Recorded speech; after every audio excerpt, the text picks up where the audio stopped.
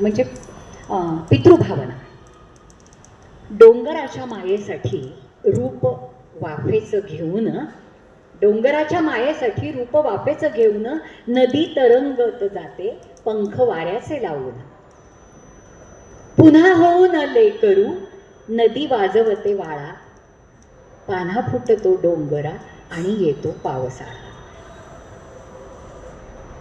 नदीचं हे सुंदर रूप कवितेत मांडणारे अण्णा जेव्हा चित्रपटामधून नदीचं वर्णन करतात तेव्हा ते काय म्हणतात? संथ वाहते कृष्णामाई, तीरावरल्या सुख दुःखांची जाणीव तिजला नाही. संथ वाहते कृष्णामाई,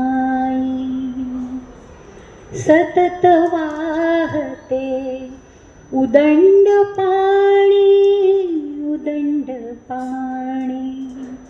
कुणी न वळवून घेई राणी, आळशासया व्हावी कैसी, व्हावी कैसी.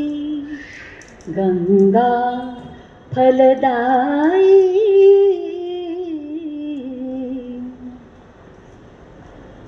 हा आहे कविता आणि गीतेतला भेद आणि साम्य. अण्णांच्या आयुष्यातलं आणखी एक चिरंतन शिल्प म्हणजे गीत